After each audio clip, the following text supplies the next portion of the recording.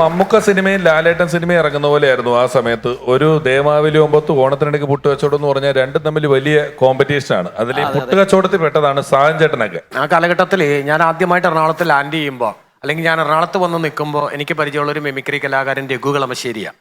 രഘു കളമശ്ശേരിയാണ് നമുക്കൊരു ട്രൂപ്പ് ഉണ്ടാക്കാമെന്ന് പറയുമ്പോൾ ഒരാളെ കൂടി വേണമെന്ന് പറയുന്നത്. നാഗാലാൻഡിലെ ഒരു ചിത്രകാരനുണ്ട്, അവൻ്റെ പേര് മാർട്ടിൻ എന്നാണ് എന്ന് പറയുന്നത്. അങ്ങനെ മാർട്ടിൻ ലാൻഡ് ചെയ്തതിന് ശേഷമാണ് എന്നോട് പറയണത്, എൻ്റെ ഒരു കൂട്ടുകാരനുണ്ട് തോമസ് തോപ്പിൽക്കൊടി എന്ന് പറയും. അങ്ങനെ എല്ലാവരും കൂടി ഒരുമിച്ചൊരു സമയത്ത് സമ്മേളിക്കുക. ആ സമ്മേളനത്തിൻ്റെ സമയത്താണ് ഞാനും ഈ കാസറ്റിലേക്ക് ചെന്നുപെടുന്നത്. അത് ദിലീപും നാദൃശ്യയും അബിയും കൂടി ഇറക്കിയ ഓണത്തിനടക്ക് പുട്ട് കച്ചവടം എന്നുള്ള കാസറ്റ് ഒരു 2-3 വർഷം കഴിഞ്ഞ് അവർ മാറിക്കഴിഞ്ഞിട്ട് 6ാം ഭാഗത്തിലേക്കാണ് ഞാൻ ചെന്ന് കയറുമ്പോൾ ആ മുറിയിൽ പ്രദീപ് പള്ളുരുത്തിയുണ്ട്, കലാഭവൻ ജോഷിയുണ്ട്, മനോജ് ഗിന്നസ് ഉണ്ട്, ഹരിശ്രീ അൻസാറുണ്ട്. അങ്ങനെ ഞങ്ങളൊരു ടീം ഇങ്ങനെ യാത്ര ചെയ്ത് പോകുമ്പോഴാണ് അവിടേക്ക് ഷിജു അഞ്ചുമന എന്ന് പറയുന്ന പയ്യൻ വന്ന് കയറുന്നത്.